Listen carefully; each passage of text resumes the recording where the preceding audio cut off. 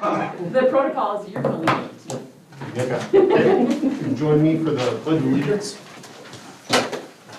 I pledge allegiance to the flag of the United States of America and to the republic for which it stands, one nation, under God, indivisible, with liberty and justice for all. Jackie, you have the roll? I do. Okay. Item 2A, we'll take that one first, the adoption of the agenda. Do we have any changes or additions other than the additional list of bills that Mrs. Wells presented? I just put email correspondence, so make note of it when we get to that point. And then also a copy for the recognitions and celebrations. I did put a copy there if you want one, Jessica. Otherwise, I don't have any other items. Okay. With no other changes, I entertain a motion to adopt the agenda. So moved. Second. We have a motion and a second to adopt the agenda. All in favor say aye. Aye. All opposed? Motion carries. Items B, C, and D, minutes of past meetings, financial report, summary list of bills, plus a list of additional bills. We'll take those all together. Page 3, the first page of the minutes, second paragraph, there was a typo that has been corrected in the archives. Last word of the second sentence.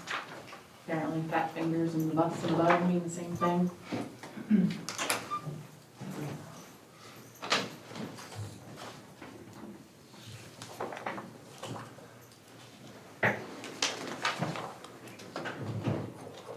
Any questions on the financial report?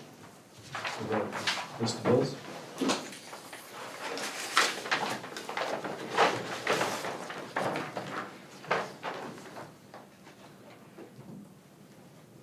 There are no questions. I would entertain a motion to approve all three of those items.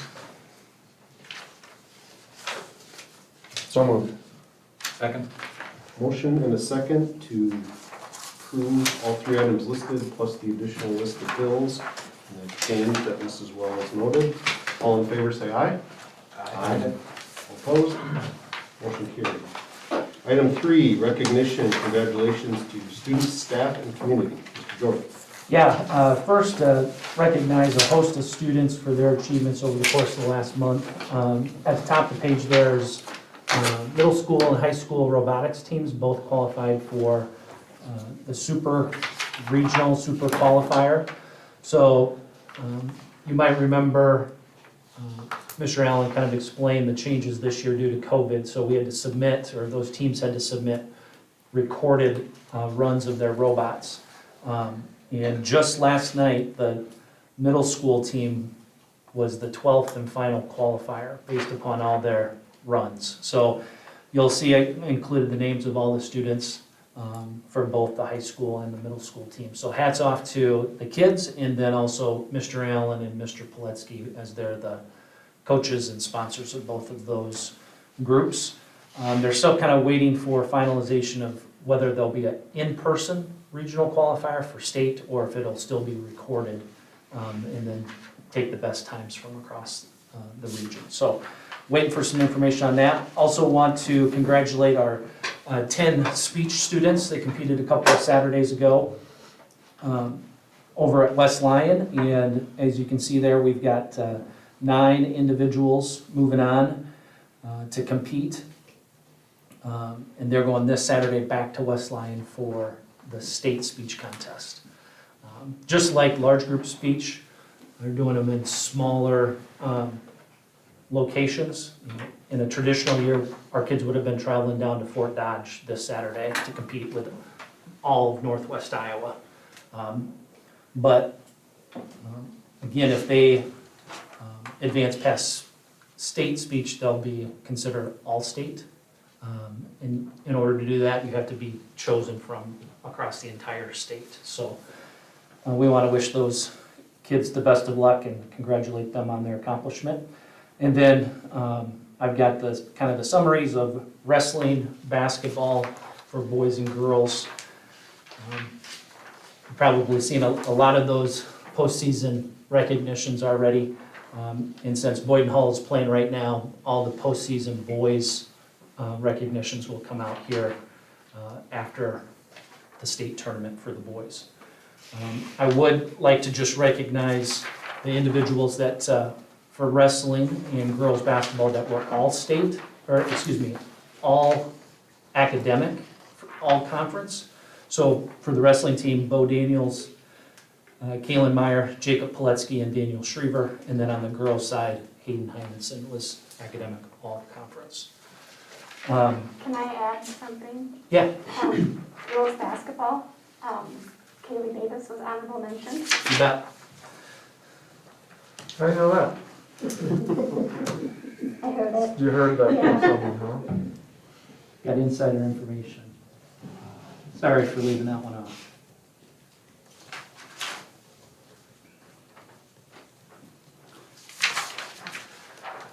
Staff recognition. Jeremy Sproke, Director of Transportation, did some addition of all the miles that have been traveled kind of through the 1st of March. And we would like to call out Brenda Vanderweerd for her service to kids and the district. Believe it or not, she's driven over 3,600 miles this year. And so by the end of the year, she'll be pushing 5,000 total miles. And has an excellent driving record, you know, getting our kids to and from school safely. She's got an excellent attendance record, keeps very accurate records, and also helps Jeremy out since Jeremy's being shared with George Little Rock, kind of coordinating vehicles for service and cleaning the vehicles when he's out of the district. So in addition to her work in the transportation department, Brenda also does a wide variety of things for the maintenance department, whether it's cleaning classrooms, common spaces, or bathrooms too. So just want to thank Brenda and tip our cap to her for all the miles that she's put on the roads of Lyon County, and thank her for all that. And then also want to thank everybody involved with last Friday night's Missoula Children's Theater production.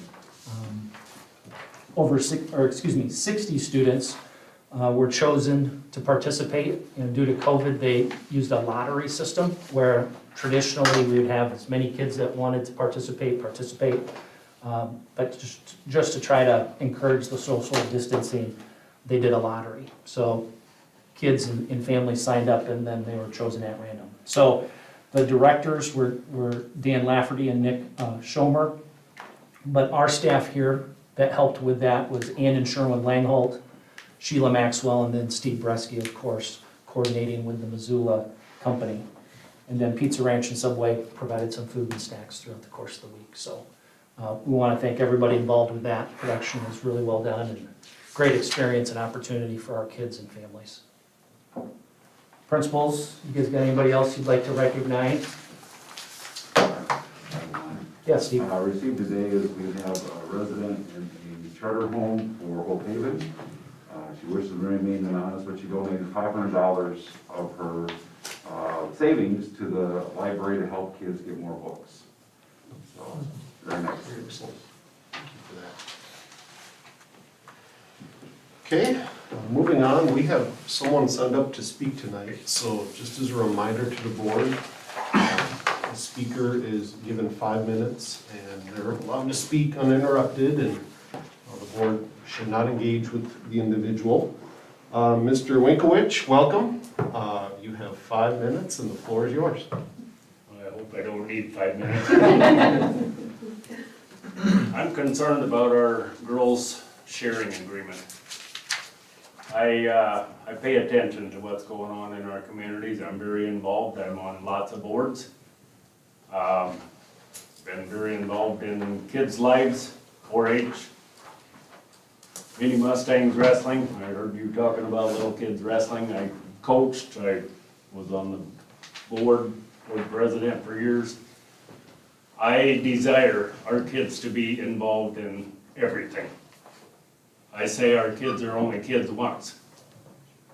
A few years ago, I found out Central Lyon was building a new girls softball diamond.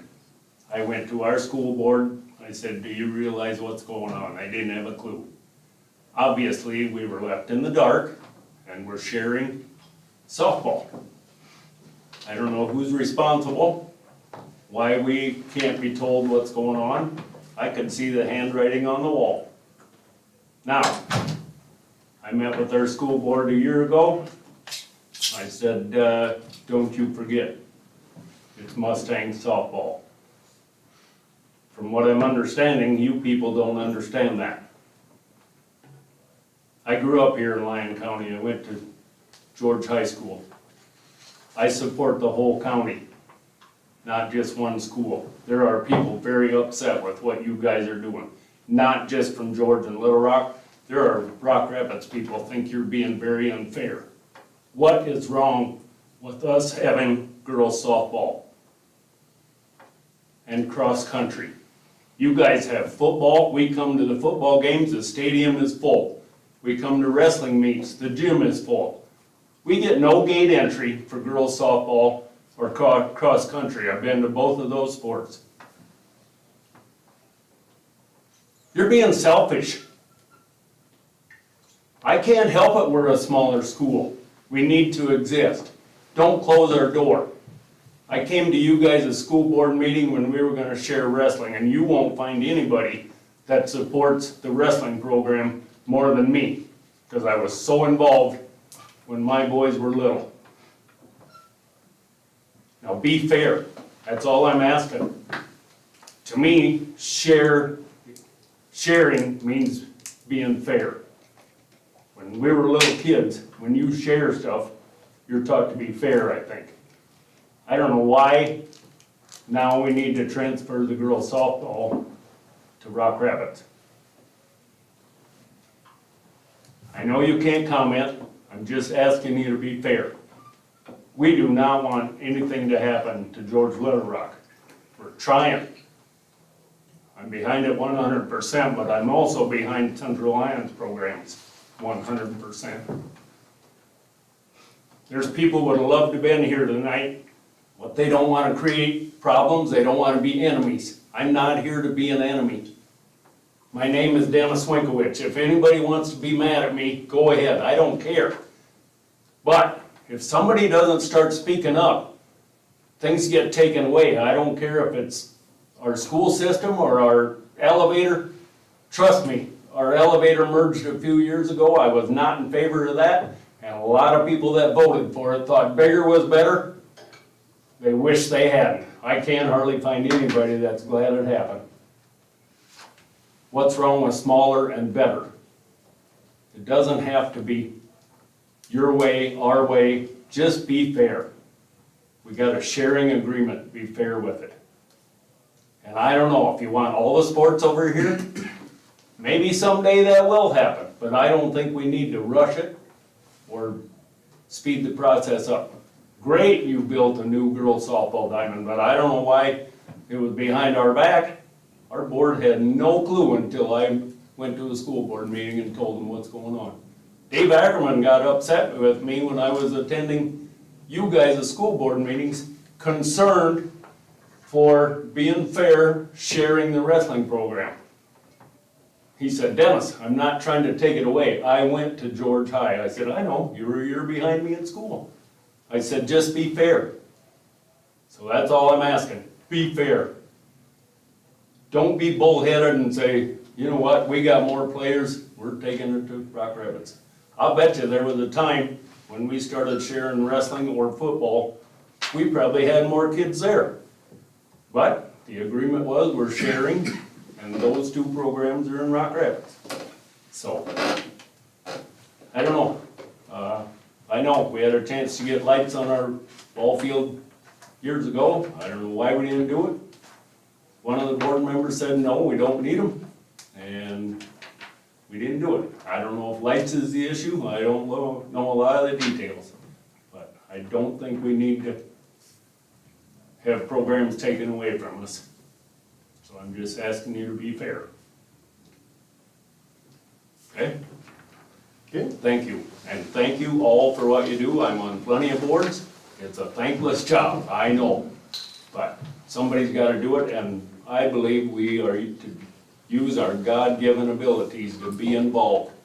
That's why I'm involved. So, thank you all. All right? Thank you, Dennis. Thank you. Thank you.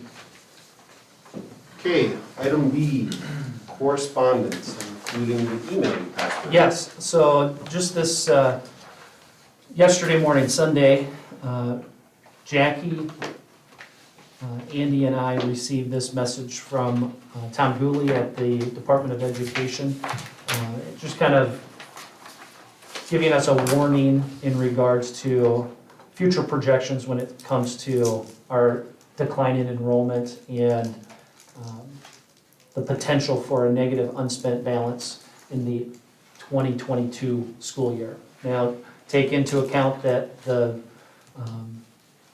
changes in savings that we put into place for this year aren't necessarily factored into this, and then the additional savings and efficiencies that we talked about at last month's board meeting, they haven't been able to analyze those impacts on our current year's finances or even next year's finances. But the DE will send these most oftentimes when you do begin to have 2 years of negative decline in enrollment, just to kind of make sure there's no surprises for boards and district leadership. So anything else you want to add on that, Jackie? No, I would just add that they give you this amount of time so that you can make preparations and corrective issues, so it is exactly that.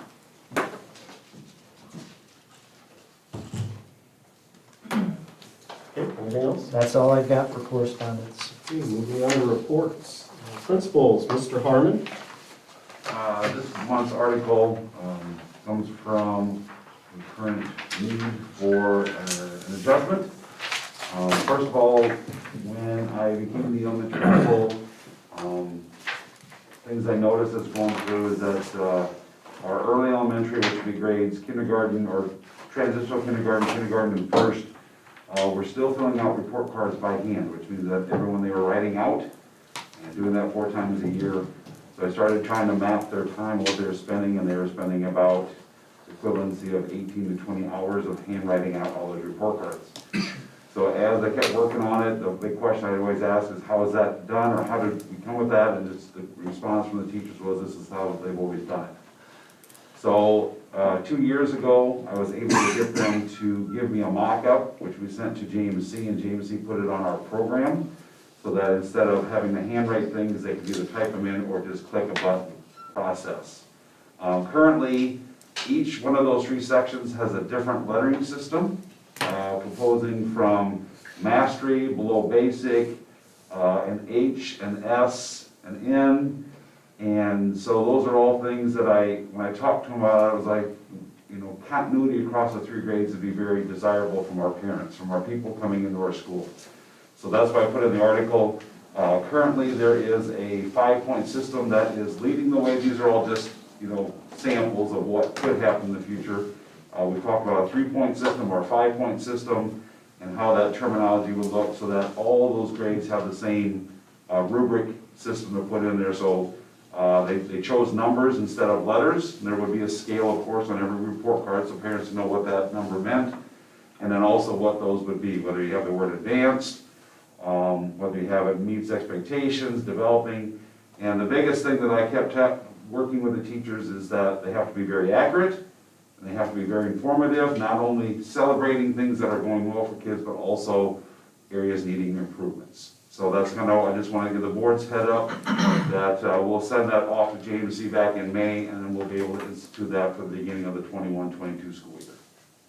So when we come up with our final drafts, I'll just present you, I mean, the report, but I'll send it to you guys so you guys can see it. So, you know, that's a major overhaul that's been needed since Lila Kennedy was here, retired teacher for many years, and so it's a good process. And I think, if you remember, with our reading series, we unpacked the Iowa core standards and worked through all that for both math and our reading, and then those standards drive what's on our report cards. So that's the first part, and I just wanted to hand out also in March my informal predictions for the upcoming school year. Most of those, as you probably can tell, are fairly easy to combine as we look at class numbers at the current time.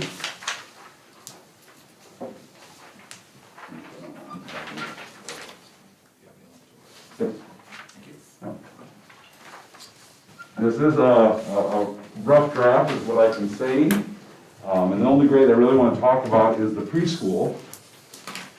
Currently, the only system we have to get that number for preschool is just by calling all the daycare centers and childcare centers that we have that employ someone to do that for them and figure that out. We plan to have a preschool information night both in Dune and in Rock Rapids to try to get a more accurate number.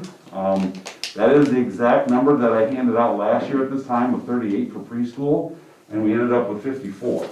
So we know that there are preschoolers out there that either don't know about the process or, you know, that they have home daycare for their child. And then this year with the pandemic, I think that's even more evident that we have parents that are staying home with kids. So we want to try and get that number really cleaned up. Our preschool registration starts on March 15, our next week, Monday. And we're going to let it go for about 2 weeks there. And then we're going to try and get that information night to correspond those numbers with who shows up to those nights with those preschool teachers and sell the program and try to get a closer number. Working with Mr. George, our state prediction that we have is right around 50. And I could really see us being back there rather quickly if we get the people, you know, in there to see who's going to do it before August. So that's How what, many did you say we have currently in preschool? 54? 54. In essentially 4 different sections? Yes. And then that 54 and then the 22 in our TK is what makes up that TK kindergarten number of 76. So, okay? But that's kind of just a prediction number that I hand out in March every year, so you can see that. Yeah, good, thank you. All right, then the last piece of information, just wanted everyone to see, we just got done with our February reading month. Jody Schrick does an excellent job. This year's program was called Readopoly, so we kind of had a board game based theme on that. Talk about this, I'm not so muffled. What she did is she came up with like a game board, and every week the kids had a 4-book challenge of different topics. Whether to read a book with an animal on the cover or to read a bibliography. And so they kind of challenged between easier books and harder books. What she did is she had 126 elementary kids do all 16 challenges, which is just a staggering number. Jody has never seen the books go off the shelf, but in different parts of the library, which was the most amazing thing this year. She had 700 kids turn in challenges throughout the 4 months. So I wanted to give her just a little shout out in my report saying that Jody did just an excellent job with it this year.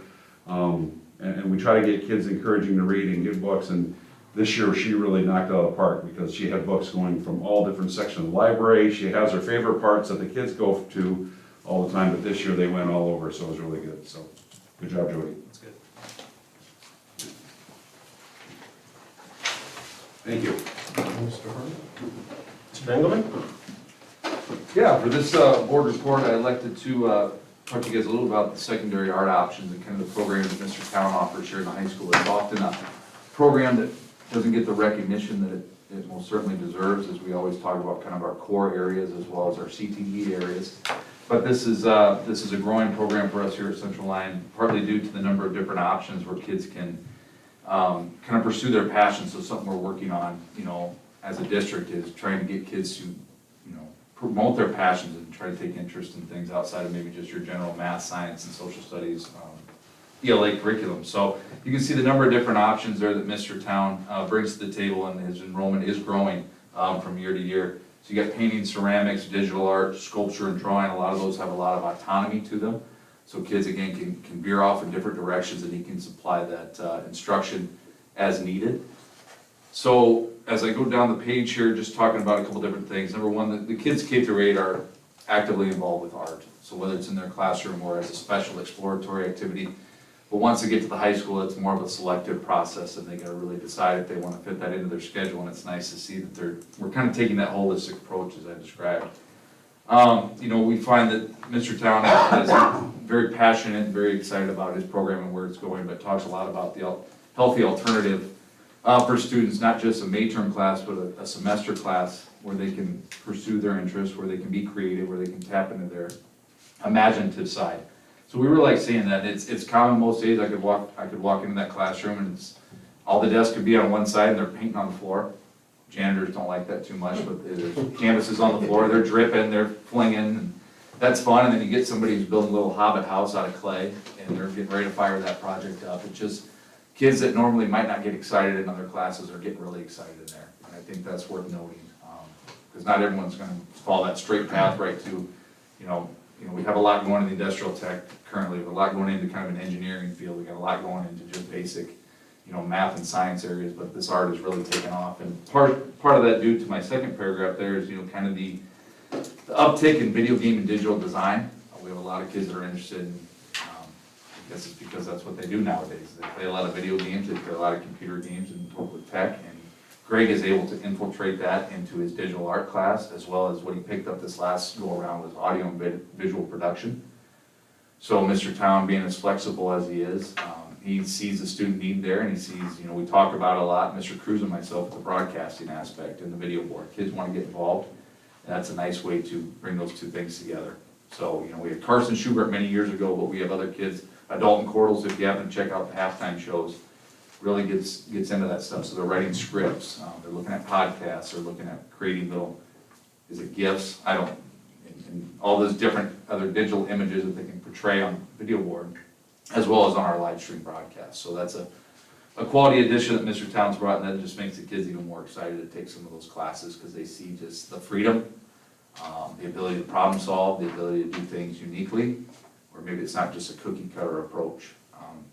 They're able to fail but not fail, because things can look differently, and there's nothing wrong with that. Another new addition that I highlighted here is he did acquire his master's degree, which is going to allow him to teach a concurrent enrollment class. So he's excited to offer a drawing studio next year through NCC. So a few other kids might come away with some college credit, or they might otherwise not. So it's another great offering that's going to continue to build this program. I had to throw in there some of the fun student projects, the things that I've seen, as well as the things that you see, in the commons and other places. A lot of the pottery wheel things. The Bob Ross paint along, that's a staple. I mean, that's something the kids really get into. It's a lot harder than what it looks. The glass etching, the scratch art, you see a lot of those things throughout the school year. Then the drawing tablets that they use for the digital art room. So they used to just have to do it with mouse and clicking. It was so archaic. Now we got the digital tablets that allow that to go a little bit more smoothly. So when we're in the building such as we are with parent-teacher conferences, whether you're coming to an event, be it in the auditorium or in the gym, stop by in the commons and look at the student work. There's a lot of talented students in this district, not just in those arenas, but in that classroom. The Central Line, I haven't seen this, so Central Line Art on Instagram, I'm not an Instagram guy, but that's where they showcase some more student work. And then the Sioux Lane Conference show at NCC in Sheldon is where a lot of our stuff gets the public eye. So just it's kind of a report as to what's going on in art, but also kudos to Mr. Town for just bringing his passion to the table and getting kids excited about some of those things that helps with a lot of keeping kids engaged. So any questions with the art programming? Okay, and I would also like to note we are, parent-teacher conferences, the 7th and 8th grade, I think even the 6th grade are trying this, we're trying student-led conferences this go around. So you don't know what you're missing unless you try it. I've sat in a few tonight, they're quite entertaining, they're very good. Students are taking more stake into what's being said to their parents, and students are much harder on themselves than we can be as educators, and sometimes that's a good thing, and sometimes it's a wake-up call. I like what I see so far, so I'd be interested in feedback from the board, those of you that have a student 7th and 8th grade, 6th grade, what you thought of it, because it's something we could, get a lot of turnover in the middle school, so we can change some things up and see what works for us. Hopefully it creates more ownership. Exactly. From the students of their academics. Exactly, so, yeah. Some self-reflection too. Yeah. And it's another good skill to get when you're standing in front of not only your teacher, but your parents. It's just like you're interviewing for a job. They gotta take ownership of what's going on, they gotta, even as they're creating their PowerPoint, which is a template that we've used for all their classes, they're reflecting, what's my grade, what could I do better, what's a goal I have? Now we just gotta work on, you set the goal, now how are you gonna achieve the goal? So some of those things, just good teaching moments. Good. Yeah. Thank you, Mr. Engelmann. Mrs. Wells, budget update? I wanted to update you, we received an update from the Department of Management that the district income tax paid for 2019 was updated, so then that is a number that I plug into line 10.16 in my budget file, which then affected, without changing anything else that we discussed at our last work session, that does bring down our tax rate even a little bit more. So I wanted you to be aware of that. I will put the budget publication in the paper in a couple weeks, and we will have our board budget hearing 5 minutes prior to our board meeting on the 12th, April 12th. So just so you're aware, that will be in the paper at the end of March and the first week of April. And so that is your tax rate down on the bottom, middle bottom of page 19. So we were at 1344, so dropped a good About 50 cents. So, and that's with not doing anything that would jeopardize any of our funds, still providing all the funds that we need, the cash that we need, and all the other things, so. That's all I have, unless you have more specific questions. We kind of covered a bunch of it last month, so. Yep, thanks for that update, Jackie. Sure. Couple things, since we met last time, legislative-wise. First and foremost, state supplemental aid, governor signed at 2.4%. So for us, with declining enrollment, new monies is about $16,000. I think it was, per pupil funding now is about $7,225. So we appreciate the legislature setting that, so now that we can begin and finalize the budget. The one thing when it comes to school finance that's still left to be resolved is both the House and the Senate have different versions of a one-time funding bill. So they have to resolve those differences, but both are committed to that one-time funding. Right now, the Senate is $65 per student, where the House uses a formula but is allocating $27 million for all Iowa schools. And then depending upon how many days you've been in session, you would get a portion of that. So we'll wait to hear what that final one-time miscellaneous income would be when it comes to state funding. And otherwise, we talked last month about the voucher bill. Just a question on that quick. Yep, Does yep. that affect our, the rest of our budget? No. It will You not. need a one-time miscellaneous income. That's what I So thought. several years ago, they did something like that, and they wanted to warn districts not to necessarily budget on those dollars, because it creates a funding cliff. So it would simply be just miscellaneous income. Okay, It'd be sort of like a title money or some other allocation that would come to us. so change our tax rate or anything? No. Does- I didn't think so, just wanna make sure. Yep. Yep, Okay, correct. thank you. Good question. Voucher bill, like I said, has died in the House Education Committee. Didn't receive a vote last week, and last Friday was the funnel deadline. But there were two components of the original Senate file that made it out of committee. So specifically, the education tax credit version of that, so tuition reimbursement, textbook reimbursement, components that still need to be worked out between the Senate and the House. So we'll most likely see debate on that this week. And then they split out the charter school provision. Of those two, I would, based on the information I'm getting, is there's gonna be something when it comes to the education tax credits, but most likely the charter school bill, there's just a lot to still be worked out. And as we make our way through the session, the differences between the House and the Senate just seem too great at this point. But those are the two biggies out there. Otherwise, I'll continue to provide you updates when it comes to the legislation, anything that's going to ultimately impact our programming or or funding. Tag programming, the tag committee did meet on our full day of PD on Friday, February 12th, kind of continued their work on the tag plan and the update and the revision of that. I know in April, Mr. Engelman, Mr. Raveling, and other members of the tag committee will be here to kind of give you guys an update on what's going on in our tag program K through 12 and some revisions that you can expect for next year. So you can be looking for that report. Thank you. Board members have anything?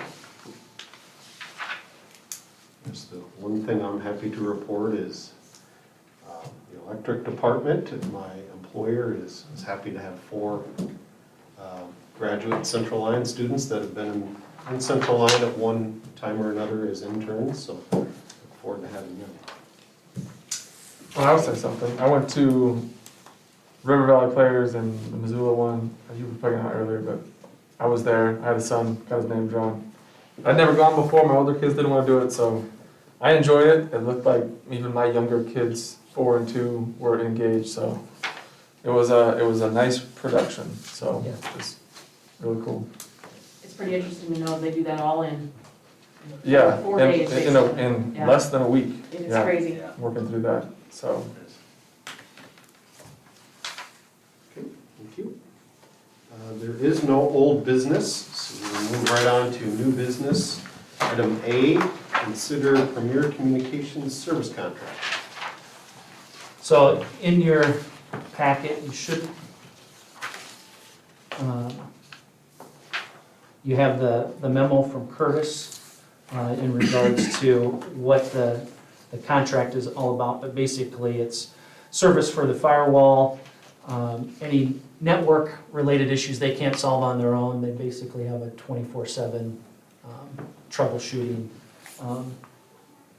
number they can call, and then the Premier will come out and service. So like when we replaced and reran our server room there, this was a part of this contract previously, so. And now it is considered a category expense through the school's libraries discounted service and E-rate program. It never was before, and it now qualifies for that. So this year was our first year of receiving discounts. So that $1,000 a month went down to $400 a month. And this is what we're applying for a 3-year contract for that same. So hoping that those discounts continue to be approved. So we've been using them for, I'm guessing, 10 years now. I think we've been under this kind of the same agreement. We've kind of done a year by year, and sometimes we've done a 3-year. They offered up a 3-year, so that's what we're asking for approval. So with a 3-year agreement, if we had to pull a lever down the road to cut costs, would this be one of those things, or is this something that we really can't live without? This is one of those things I don't think we can live without, just in the world we live in and the learning environment that exists now. Okay. I wouldn't wanna, put ourselves out on a limb in the event that something should happen and all of a sudden our network's down and we've gotta rebuild that network. Okay. I would agree, and then also just to add in that because it's E-rate discounted now, that $36,000 is cut quite significantly. So I don't know that it's a horrible expense for us for what we get for that. Jackie, can you help me better understand the E-rate discount? Yeah. Is that a discount that Premier just gives us because of it's on the E-rate, or is it paid by somewhere else? So it's a federally funded program. Okay. And it's, forgive me, it's something about schools and libraries reimbursement discount program. There's a name for it, an acronym. Okay.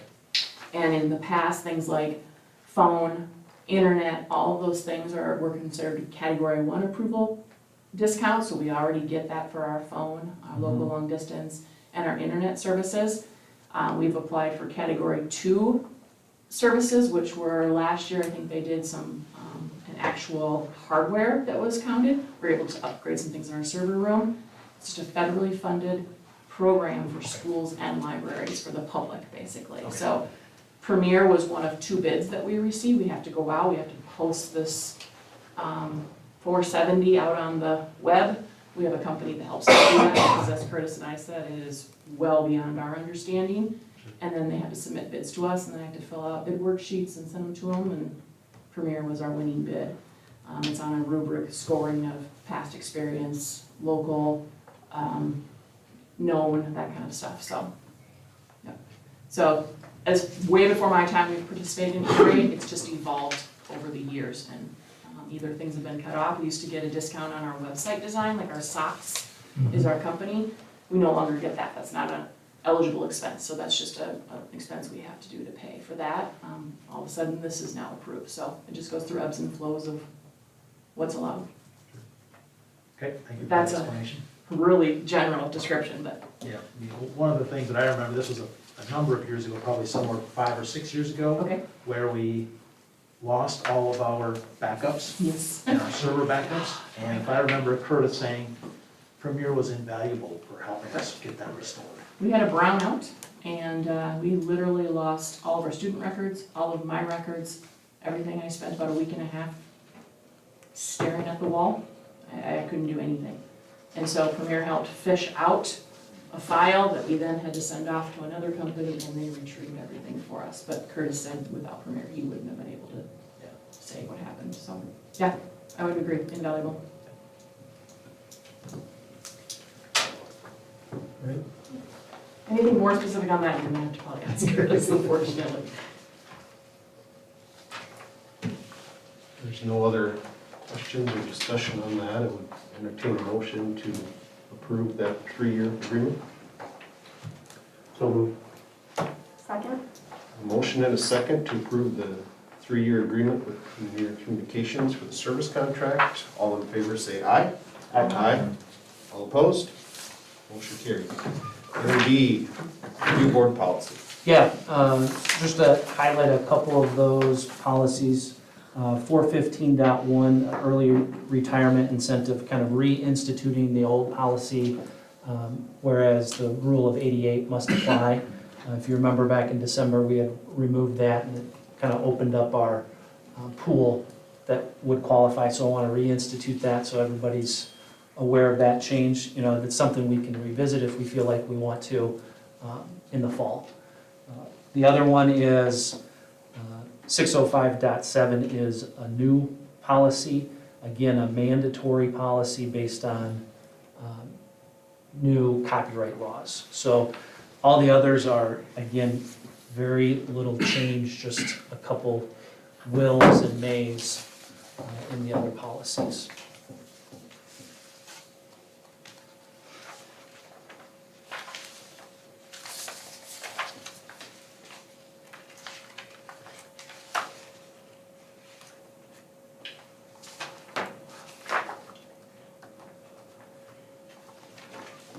Do you have a recommendation on the first, second reading? Since it is a mandatory policy, kind of mandated by statute, we can waive the second reading. And since all the others are just simple revisions.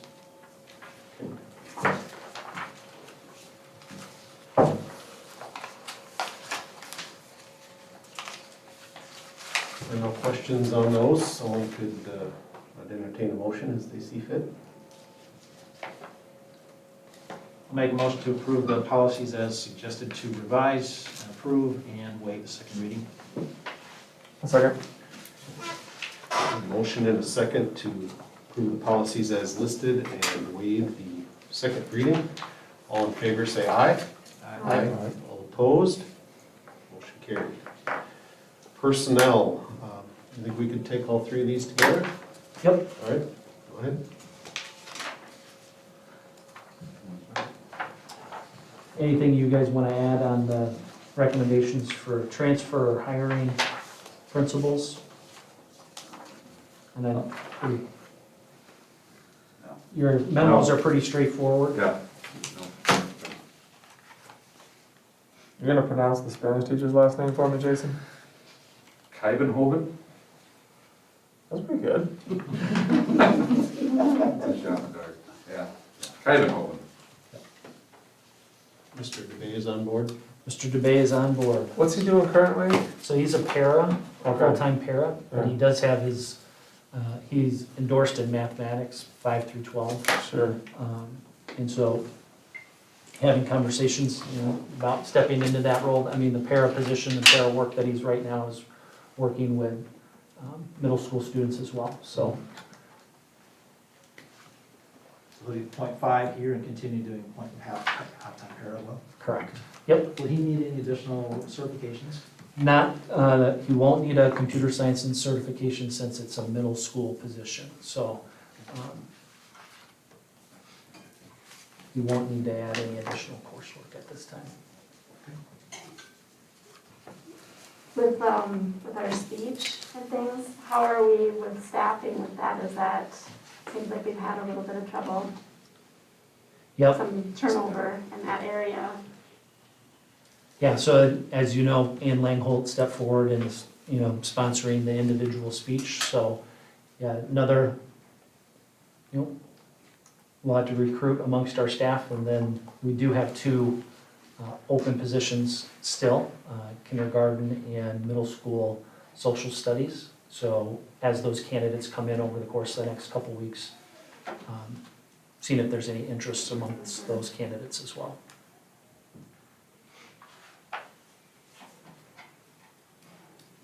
Any other questions on those? Otherwise, I entertain a motion to approve the resignation, transfers, and hirings. Second. A motion and second to approve the resignation, transfers, and hirings as listed. All in favor, say aye. Aye. All opposed? Motion carried. Announcements, dates to remember. Yeah, as I alluded to a month ago, March really is our fine arts events. So tomorrow night, we've got the Parade of Bands, 5 through 12 Parade of Bands.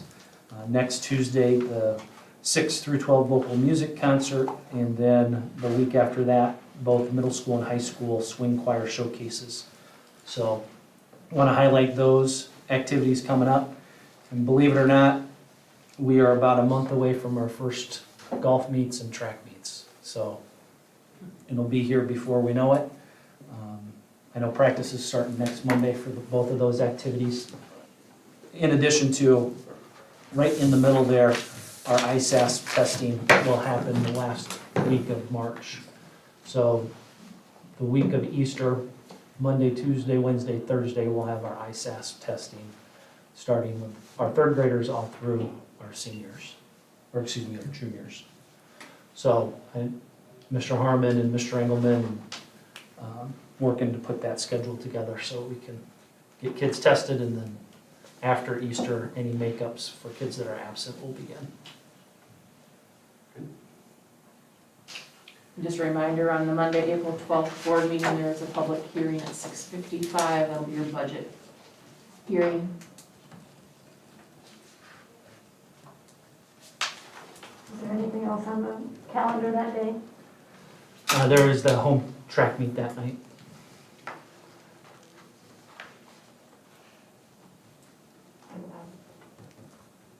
I will have kids in that. We need to have the hearing before the 15th. Yep, and we can change it, but I need to know before the publication, and I mean, if you have to miss, you have to miss, Yeah. Priorities. Time's that meet and kick off? 5:30 or 5? Field events, 4:30, and the running starts at 5:15. Works in my calendar. Everybody else okay? See what happens. Priorities. Yeah. Okay. Maybe I'll be able to sneak over and maybe I won't. It's fine. Worries. See what else we'll have on the agenda too, Yeah. Okay, with that, I would entertain a motion to adjourn. So moved. Second. Motion and second to adjourn, all in favor say aye. Aye. All opposed?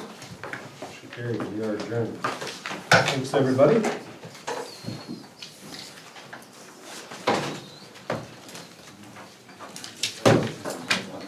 that all right if I sit on the work session too?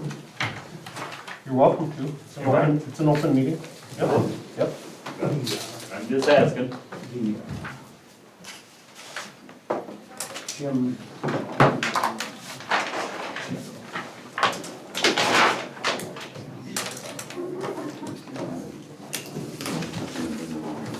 Yeah, I don't know if that was part of it or not, but, Sheldon, there's a little yeah, Couple things for you. One is the Premier agreement.